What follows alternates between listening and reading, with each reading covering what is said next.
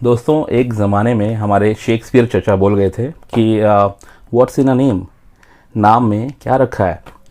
और फिर इस बात का जस्टिफिकेशन भी दिया उन्होंने कहा a rose by any other name would smell as sweet. मतलब कि अगर गुलाब का नाम गुलाब ना होकर कुछ और भी होता तो उसकी सुगंध में फ़र्क नहीं पड़ता। वो कुछ हद तक ठीक है, but that's about the quality. नाम की ज़रूरत फिर भी पड़ती, चाहे रोज़ हो जाए कुछ और। तो इसलिए मैं उनकी बात से बिल्कुल भी सहमत नहीं हूँ, क्योंकि अरे ये सारा चक्कर जो इस दुनिया में है वो नाम के पीछे ही हो रहा है। जीवन से लेकर मरण तक ये सारा जो भी भागा दौड़ी है इंसान की, ये नाम के पीछे ही है। जीवन मरण छोड़ो, हमारे पैदा होने से पहले ही ये ऑब्सेशन शुरू हो जाता है नाम को लेकर।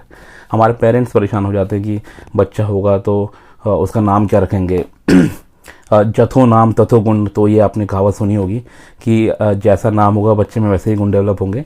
तो इस एक बात से हमारे पेरेंट्स लोग काफ़ी चिंतित रहते हैं। और ये सिलसिला यहीं नहीं थमता।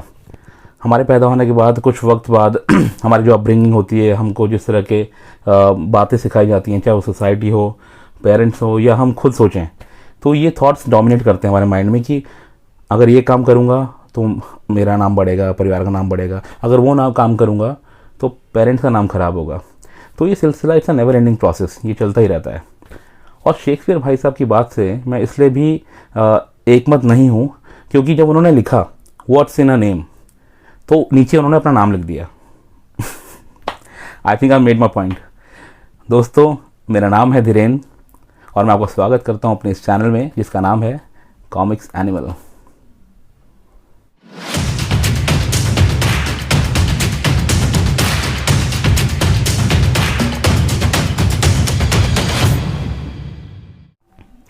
तो दोस्तों, मैं आपको बता दूं कि जो अपने इंट्रोडक्शन में जो मैंने नाम को लेकर जो भूमिका बांधी है उसका कारण क्या है। दोस्तों, मेरा ये मानना है कि नाम का अपना एक अलग महत्व होता है। आप कोई भी बुक को पढ़ते हैं, बाद में पहले उसका नाम पढ़ते हैं, उसका टाइटल पढ़ते हैं, और उस टाइटल को पढ़कर आपके मन में एक धारणा बनती है, एक एक्सपेक्टेशन सेट हो जाती है उस बुक से, उस कहानी से, और आपका मूड भी फिर उस हिसाब से डिसाइड होता है। तो यहाँ पर मैं आपको बताना चाहता हूँ कि जब मैंने इस चैनल की शुरुआत करी जिसका नाम कॉमिक्स एनिमल है, तो मैंने उसी वक्त सोच लिया था कि मैं अपने आप को सिर्फ कॉमिक्स रिव्यूज़ तक सीमित नहीं करूँगा।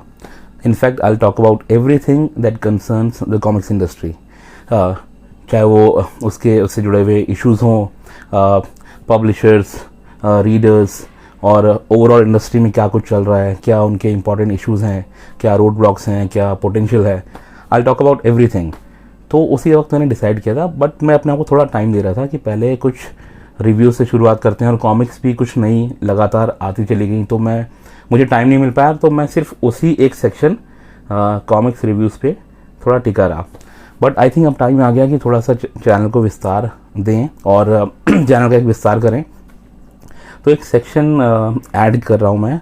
अभी रिसेंटली मैंने एक वीडियो किया उसके ऊपर। उस सेक्शन का नाम है चाय कॉमिक्स चर्चा। देखिए, मैंने यहाँ पे एक इफ़ेक्ट के लिए एक टी कप भी रखा हुआ है। It's a gift which is given by a friend Abhijeet. Thank you man. तो इस सेक्शन के अंतर्गत हम क्या करेंगे, हम जो भी करंटली चल रहा है इंडस्ट्री में, मतलब हम लोग सभी नई पीढ़ी के लोग हैं, हम सभी लोग सोशल मीडिया से अच्छी तरह कनेक्टेड हैं, तो हमें पता है वहाँ पे आए दिन किन किन मुद्दों पे बातचीत होती है। और हम कुछ ऐसे मुद्दे पकड़ेंगे या उन पे बात करेंगे जिन्होंने हमारा माइंड स्पेस बहुत लिया हुआ है, जो हमारे मन मस्तिष्क में घूमते रहते हैं और हमें थोड़ा बहुत व्यथित भी करते हैं। तो उन मुद्दों को हम बात करेंगे, और हमारे जितने भी पाठकगण हैं, जितने भी हमारे कॉमिक्स के फैंस हैं जो हमसे जुड़े हुए हैं या हम उनसे जुड़े हुए हैं, तो हम आपस में अपने विचारों का आदान प्रदान करेंगे, ताकि किसी को ये दुविधा ना रहे कि कौन सी चीज़ सही है, कौन सी गलत है। हर तरह के पर्सपेक्टिव मिलने बहुत ज़रूरी हैं। तो हमारा आज का ये एक ऐसा ही बर्निंग टॉपिक है, paperback editions versus collectors edition. तो इस बात में डिटेल में घुसने से पहले मैं आपको बता दूं क्विकली कि ये दोनों चीज़ें अक्सर है क्या। दरअसल मतलब इनको पहले समझाना बहुत ज़रूरी है। तो कप को थोड़ा सा साइड में करते हैं। तो पहले मैं आपको बता दूं कि पेपर एडिशंस क्या होते हैं। पेपर एडिशन होता है आपका सिंपल जो कॉमिक्स होता है, it's like in the form of this. Paperback edition क्या होता है, टाइटल कवर्स होते हैं, अंदर आपके मतलब एक सिंपल कॉमिक्स होती है, जर्नल सेट जैसे बोलते हैं। इसमें आपके सेट की डिटेल्स वगैरह होती हैं और बीच में कहानी होती है और लास्ट में कुछ एडवर्टीजमेंट वगैरह होते हैं। It's like a normal comics, जैसे आप जनरल कॉमिक्स बोलते हैं, ठीक है। So these are all paperback editions, ठीक है। मैं स्पेसिमेन के तौर पर सिर्फ ये आतंककर्ता सीरीज़ के कुछ कॉमिक्स ही निकाले हैं। अब मैं आपको बता दूं कि कलेक्टर्स एडिशन और रादर स्पेशल कलेक्टर्स एडिशन किसे बोलते हैं। ये आप देख रहे हैं जैसे कि, तो मैं आपको बता दूं जैसे ये कलेक्टर्स एडिशन है। अब कलेक्टर्स एडिशन होता क्या है, it comes in a fancy packaging. First of all let me tell you why we call it a collectors edition. जो कलेक्टर्स होते हैं, जो फैंस होते हैं, जो कि कलेक्टिबल्स मतलब कुछ अच्छी स्मृतियाँ संजो के रखना चाहते हैं कॉमिक्स वर्ल्ड से जुड़ी हुई, उनको ध्यान में रखते हुए ये स्पेशल कलेक्टर्स एडिशन बनाए जाते हैं। So obviously as the name suggest ये थोड़े से फैंसी होते हैं। अब देखिए इसमें पूरा ये इसका जो बॉक्स है, ठीक है, इसमें इसको कितने सुंदर तरीके से रखा जाता है। And this collector edition is a combination of 3-4 comics. मतलब जैसे मानिए नरकनाशक उत्पत्ति श्रृंखला है, तो इसके अंतर्गत जो 4 कॉमिक्स थी जो पेपर बैक एडिशन में आई थी in a form of a digest, तो उनको क्लब करके ये पूरा बना हुआ है, ठीक है। अब इसकी खासियत क्या है, इसके साथ आपको मिलते हैं कुछ कलेक्टिबल्स जिनको हम नॉवल्टीज़ भी कहते हैं। They could be MDF stickers, fridge magnet stickers, art work से जुड़ी हुई कुछ चीज़ें होती हैं, फिर उसमें पेपर स्टिकर्स होते हैं और 3-4 चीज़ें अलग अलग तरीके की होती हैं। It's like assortment of 3-4 different collectibles. उसके अलावा इसमें अलग क्या होता है, इसमें आपको सेट डिटेल्स के अलावा भी काफ़ी कुछ इन्फॉर्मेशन होती है। बड़े ही इंटरेस्टिंग प्रेजेंटेशन होती है, इंट्रोडक्शन अच्छा होता है और कहानी के अंत में कुछ एक्स्ट्रा पेजेस होते हैं। आप देख रहे हैं यहाँ तक अगर कहानी है तो ये सारे एक्स्ट्रा पेजेस हैं जिनको हम RC वर्ल्ड में ग्रीन पेजेस भी बोलते हैं। अब ग्रीन पेजेस मतलब सारी एक्स्ट्रा इन्फॉर्मेशन लाइक उसमें जो पब्लिशर्स होते हैं वो अपने कुछ इंटरेस्टिंग एनेक्डोट्स, कुछ अच्छी स्मृतियाँ शेयर करते हैं कि जब वो इस कॉमिक्स को और इस कहानी को गढ़ रहे थे एज अ टीम तो क्या कुछ हुआ, क्या कुछ चीज़ें हुई। तो ये सब चीज़ें जो छोटी मोटी चीज़ें हैं ये हम फैंस को बहुत पसंद आती हैं, तो हम उसको जानने के इच्छुक होते हैं, उससे हमें कुछ एक अलग किक मिलती है। तो ये सब कुछ एक्स्ट्रा हमें मिलता है, ठीक है। अब इसको डालते हैं इस डब्बे में और चर्चा को बढ़ाते हैं आगे। अब समस्या ये है कि एक सवाल जो सभी मतलब एक छोटा सा हमारे कॉमिक्स वर्ल्ड है उसमें ये बहुत घूम रहा है और काफ़ी टाइम से घूम रहा है। मैं तो अभी हाल फिलहाल 8-9 महीने से फिर से जुड़ा हूँ इस इंडस्ट्री से बट ये कांस्टेंट मैंने देखा है, ये जो बहस है आए दिन सोशल मीडिया पर देखता हूँ कि paperback editions versus special collectors edition, लें या ना लें। आप खुद ही देखिए स्लाइड क्या बोलती है, इट्स $1 मिलियन क्वेश्चन। देखिए टू बाय और नॉट टू बाय, मतलब ये बहुत ही अहम सवाल हो गया आज की डेट में। It has become like a mood question. इसका आंसर जानना बहुत ज़रूरी है क्योंकि आज आप सोशल मीडिया में कहीं भी जाएं और कॉमिक्स से जुड़े हुए ग्रुप्स में अगर देखें कि क्या बात चल रही है तो वहाँ पे आपको 3 में से 1 मुद्दा यही मिलेगा। मतलब मुझे ऐसा लगता है कि आज की डेट में मानव सभ्यता के पास इससे मतलब इम्पॉर्टेंट सवाल और कोई नहीं है कि पी भी लूँ या सी भी लूँ या सिर्फ पी भी लूँ या सिर्फ सी भी लूँ या फिर दोनों ले लूँ या फिर विरोध जताऊँ और दोनों ही ना लूँ। अरे भाई साहब, पहले आप डिसाइड कर ले कि आप आदमी हैं, घोड़ा हैं, गधा हैं या तोता हैं।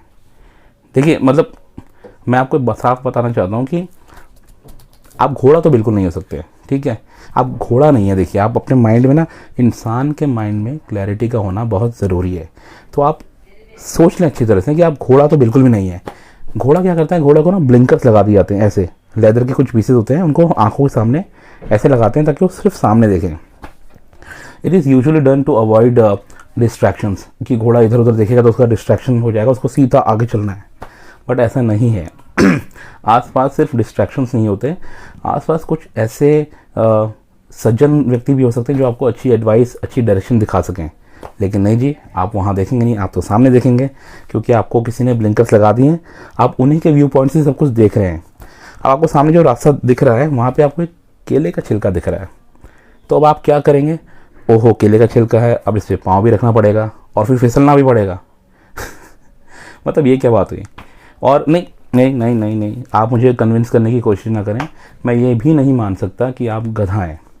आप गधे नहीं हैं जो कोई आपके ऊपर अपने ऊट पटांग विचारों का बोझ लादता चला जाए और फिर उसको बोले कि आप इसको लेके इधर उधर घूमो, और आप फिर then you become a carrier of his thoughts. इधर उधर जाके आप उसी के थॉट्स को पहले तो बोझा ढो रहे हैं, फिर इधर उधर फैला भी रहे हैं उसको। नहीं नहीं नहीं नहीं, आप गधा नहीं है, गधा नहीं है। आप तोता भी नहीं है कि किसी ने आपको अपने फालतू के विचार रटवा दिए और आप उनको हर एक पोस्ट में, हर एक वॉल पे जाके लिख रहे हैं और उसको फैला रहे हैं।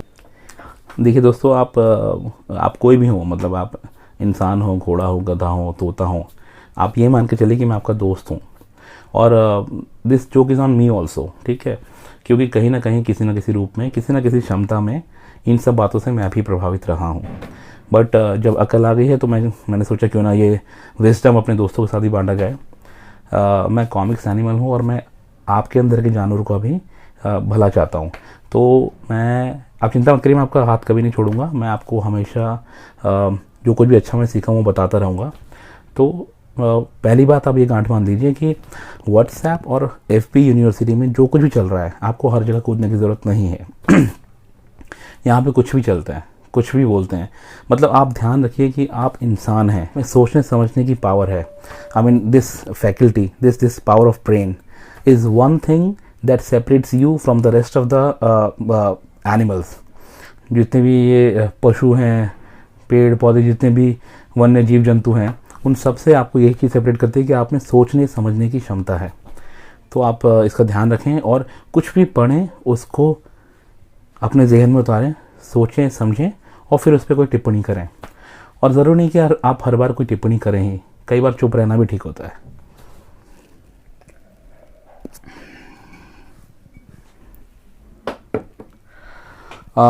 दोस्तों, थोड़ा आइए चीज़ों को थोड़ा और अच्छे तरीके से समझने की कोशिश करते हैं। पहले तो हम बात कर लेते हैं यहाँ पे 3 स्टेक होल्डर्स कौन इन्वॉल्व हैं इस पूरे प्रोसेस में। यहाँ पर है पब्लिशर है, एक सेलर है, ये दोनों एक भी हो सकते हैं, और तीसरा बंदा है बायर, यानी कि हम लोग। अब आप ये समझिए कि पहले पब्लिशर और सेलर का माइंडसेट समझ लीजिए। देखिए, उनको अगर इन नटशेल अगर आपको शॉर्ट में समझना है कि वो क्या है, तो आप ये समझ लीजिए कि वॉट एवर दे डू, जो कुछ भी वो कार्यकलाप करते हैं, उसका एक मोटिव होता है, वो है उनका विशुद्ध मुनाफा, उनका नेट प्रॉफिट क्या रहेगा। So they are driven by these things.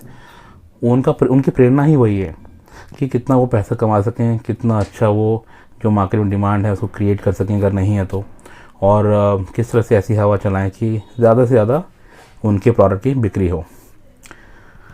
अब जो तीसरा स्टेक होल्डर है, जो कि सबसे अहम स्टेक होल्डर है, और वो हम सब नहीं जान पा रहे हैं कि वो हम हैं, द बायर्स।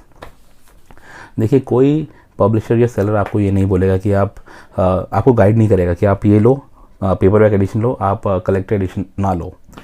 वो आपको दोनों चीज़ बेचेगा by one way of reasoning और अदर। किसी ना किसी तरीके से वो आपको कन्विंस करने की कोशिश करेगा, क्योंकि वो जानता है कि आप कंफ्यूज हैं। वो आपके कन्फ्यूजन का फ़ायदा उठाएगा। वो आपको बोलेगा कि आप पेपर वर्क तो ले लीजिए, पढ़ने के हिसाब से अच्छा है, and it's very easy to use, rough and tough तरीके से भी आप यूज़ कर सकते हैं। कलेक्टर एडिशन आप इसलिए लीजिए बिकॉज ये बहुत ही मतलब इट्स वर्थ कलेक्टिंग।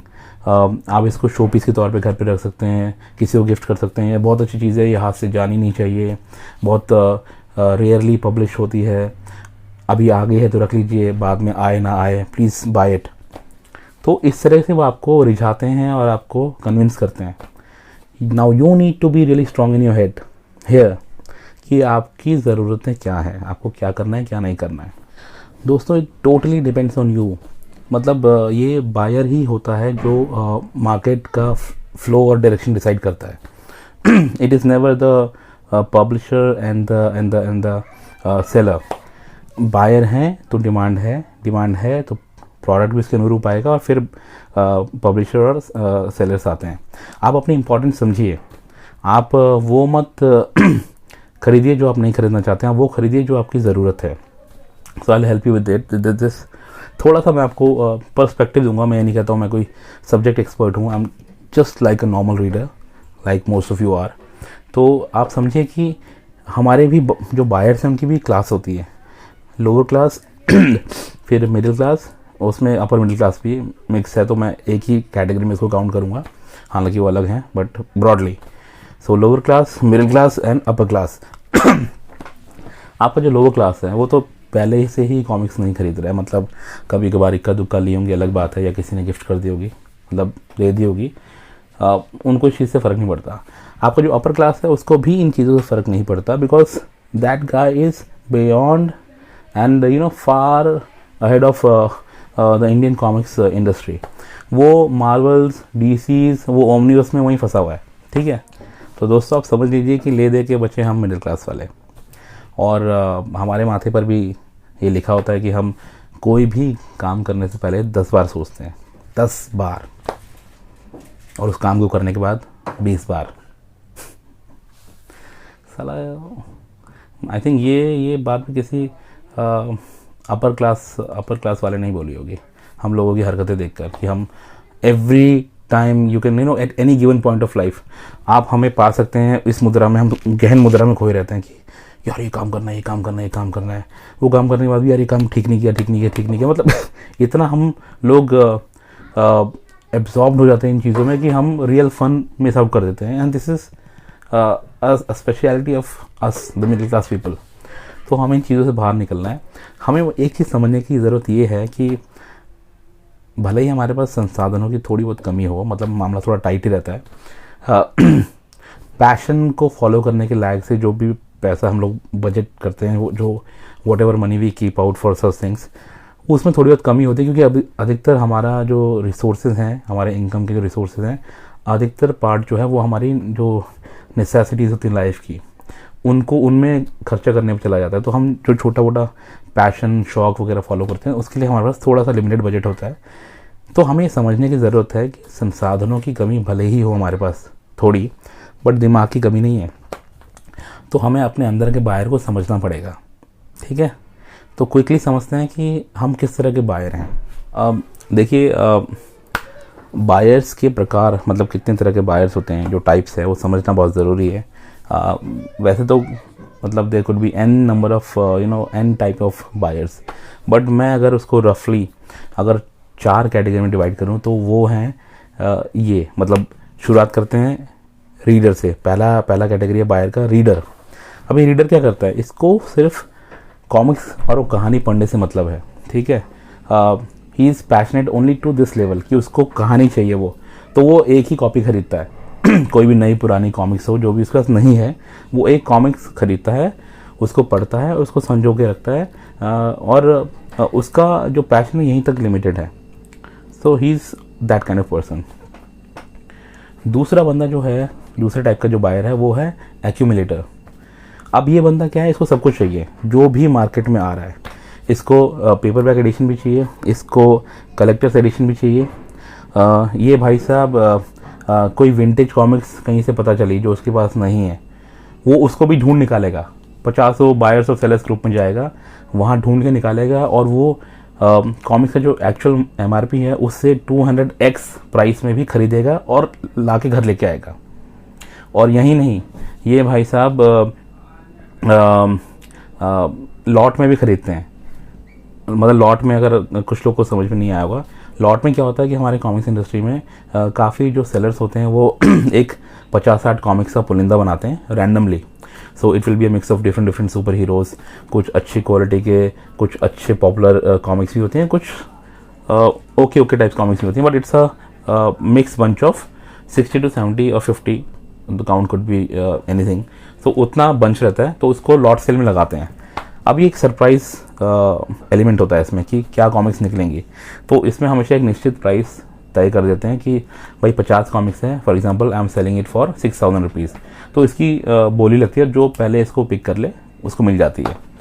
तो ये जो एक्यूमुलेटर होते हैं, इनको उससे फ़र्क नहीं पड़ता कि उस लॉट में कुछ डबल कॉपीज भी निकल आ सकती हैं, मतलब कि जो उनके पास ऑलरेडी हों वो बावजूद इस संभावना के उस लॉट को ख़रीद लेते हैं, और जो वो लॉट आ जाता है तो उसमें मल्टीपल कॉपीज़ होती हैं तो उसको भी सजा देते हैं। देखिए भैया, मेरे पास 4 डिफरेंट टाइप्स की कॉमिक्स हैं। एक 1997 में आई थी, फिर उसका वो ओरिजिनल प्रिंट था, फिर 2001 में उसका रीप्रिंट आया, मेरे पास वो भी है। मतलब इनका भी एक अलग लेवल है। तीसरे की हम बात करें तो ये होते हैं विंटेज सेलर्स, और रीसेलर भी कह सकते हैं आप इनको। ये लोग क्या करेंगे, अगर मार्केट में कोई ओरिजिनल कॉमिक्स आ रही है या फिर उनके रीप्रिंट्स आ रहे हैं, 50-50 कॉपी उठा लेंगे, 50 कॉपीज़, 50 से ज़्यादा भी हो सकती हैं, बट वो लेवल ऑफ जो पैशन उसके ऊपर मैं नहीं जाऊँगा, बट 50-50 कॉपी उठा लेते हैं, और वो फिर वेट करते हैं कि वो स्टॉक मार्केट से कब आउट हो रहा है। कैसे वो स्टॉक गया, और संभावना आप ये समझो कि अगर वो जो कॉमिक्स है वो पॉपुलर रही है या अभी भी है तो उसकी डिमांड रहेगी मार्केट में। तो जब वो आउट ऑफ स्टॉक हो जाती है तब ये भाई साहब कुछ टाइम रुक कर उसको मनमाने दाम पर बेचते हैं। मैं उनको गलत नहीं कह रहा हूँ, देखिए after all it's a business of comics, ठीक है। यहाँ पे सिर्फ जो फैंस हैं और जो मतलब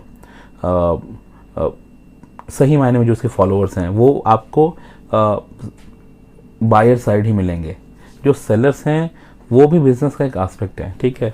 यहाँ पे चैरिटी नहीं हो रही है, ठीक है। अगर कोई ख़रीद रहा है अपने पैशन के लिए, अपने इंटरेस्ट के लिए, तो अलग अच्छी बात है, बेचने वाला तो प्रॉफिट ही देखेगा।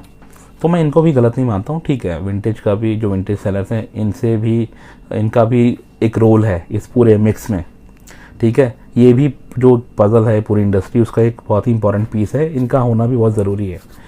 सो ये हो गया तीसरा। चौथे की बात करते हैं। चौथा होता है हार्ड कोर फैंस, ये जिनको मैं कॉमिक्स एंथुसियास्ट भी बोलता हूँ।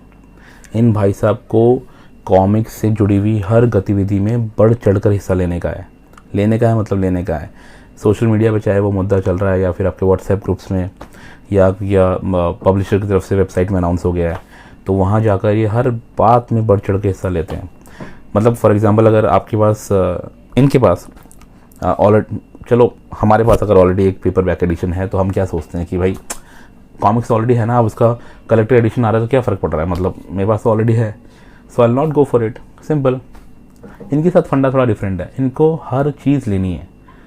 ये कोशिश करते हैं कि इनके पास हर चीज़ हो। जैसे अगर पेपर बैक है already, they will still go for the special collectors edition. फिर इनको एक्स एडिशन भी चाहिए, वाई एडिशन भी चाहिए सेम कॉमिक्स का, जी एडिशन भी चाहिए, सब चाहिए इनको। इनफैक्ट आजकल वो जो लॉन्ग साइज एडिशंस आ रहे हैं कॉमिक्स के, इनको वो भी चाहिए, इनको सब लेना है। सो मतलब लार्जली मैंने ये 4 कैटेगरीज में इनको डिवाइड किया है। इनका थोड़ा बहुत मिक्स के हिसाब से एक अलग कैटेगरी भी हो सकती है, बट उसमें मैं नहीं जा रहा हूँ, मैंने ब्रॉडली 4 लोग आपको बताए हैं। और देखिए इसमें गलत कोई भी नहीं है। मतलब जो इंसान होता है, जो एक पुतला है, माटी का पुतला है, ये एक ज़रूरतों को मारा हुआ बंदा होता है। तो अपनी ज़रूरतों के, अपनी इच्छाओं के हिसाब से ये प्रभावित होता है जीवन में और फिर डिसीजन लेता है। आपको ज़रूरत है अपने अंदर के बाहर को पहचानने की। टटोलिए अपने मन को, पहचानिए उसे।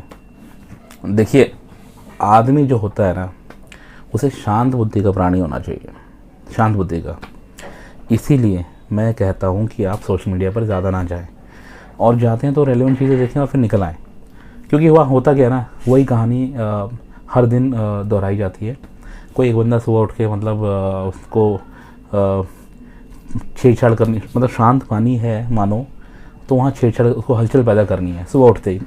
होता है कुछ लोगों को, मतलब उनकी लाइफ का ये मोटिवेशन यही रहता है कि कुछ तो डिस्टर्ब करना है, जो भी इक्विलिब्रियम है, जो कि शांति है।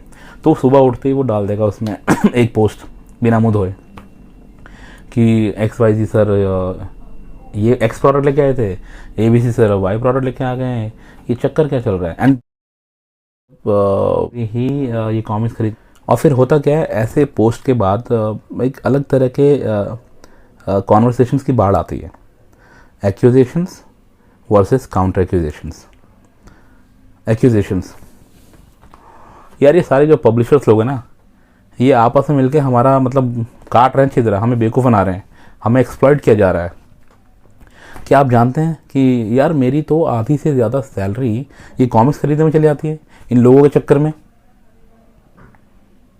एज इफ मतलब पब्लिशर ने कॉमिक्स पब्लिश कर दिया तो भाई साहब को खरीदनी ही पड़ेगी। मतलब केला का छिलका दिख लिया तो आपको पाँव रखना है और फिर फिसलना है, मतलब वही बात होगी ना। मतलब आप as if you don't have a choice. अगला आदमी कुछ कर रहा है तो आपको उससे प्रभावित ही होना है। उसने कुछ बोल दिया, आप इग्नोर भी तो कर सकते हो अगर आपकी ज़रूरत नहीं है तो।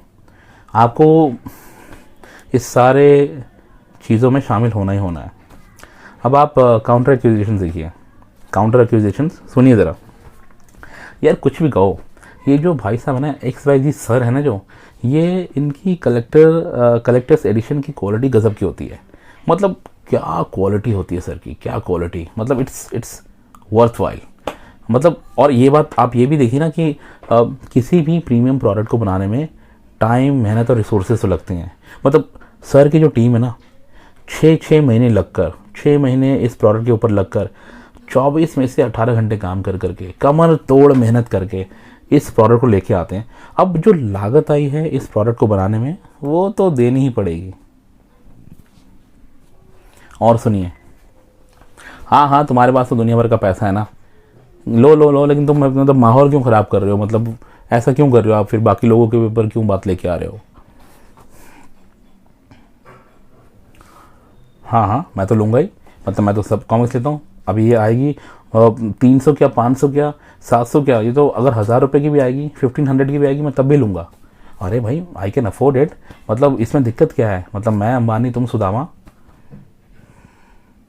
और फिर में एक महान भाई साहब कहीं से बीच में टपकते हैं, जो कि शुरुआत में ऐसा लगता है कि वो इस फालतू के झगड़े और बहस पे विराम लगाएंगे, लेकिन वो ऐसी दो टूक बात बोल के जाते हैं, एक ब्रह्मास्त्र छोड़ के जाते हैं जो कि मामले को शांत करने के बजाय उसको एक नया तूल देता है, उसको नया हवा देता है उस आग को। वो बोलते हैं, देखिए भाई साहब, मुद्दे की बात यह है कि लेना है तो लो, वरना निकल लो।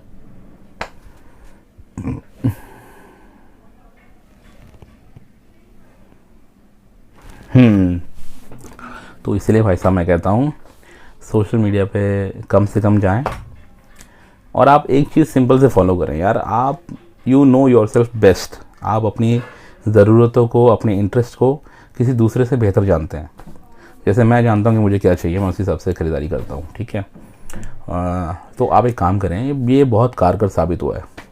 सबसे पहले तो आप आंखें बंद करें। कुछ भी अनाउंसमेंट आती है ना कहीं से भी, कोई भी मतलब प्री ऑर्डर लगता है या कुछ कहीं से न्यूज़ आती है कि फ़लानी चीज़, फ़लानी कॉमिक्स आने वाली है, इतने प्राइस पे होगी, इतना महंगा, प्रीमियम, फलाना ढिमकाना, ये वो। आप एक शांत मुद्रा में आ जाइए। सबसे पहले तो गहरी सांस लीजिए, गहरी सांस लीजिए, आंखें बंद कीजिए। अब क्या है, आपका साक्षात्कार हो गया है अपने अंदर के बायर से। तो आप उससे बोल रहे हैं कि मैं एक बायर हूँ, मैं एक सेंसिबल बायर हूँ, और बायर होने से पहले मैं एक इंसान हूँ। मैं वो इंसान हूँ जो इस प्रकृति की सबसे श्रेष्ठ रचना है, जिसे भगवान ने मतलब सोचने समझने की क्षमता दी है।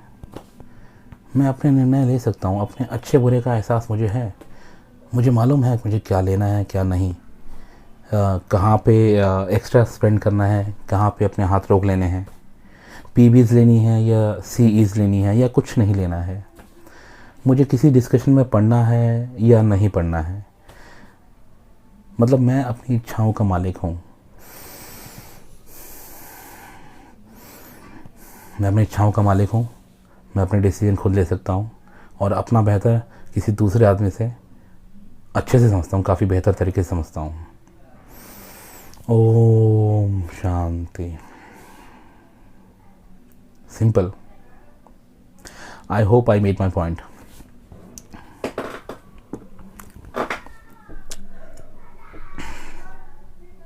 ठंडी हो गई यार, गर्म करके लाता हूँ।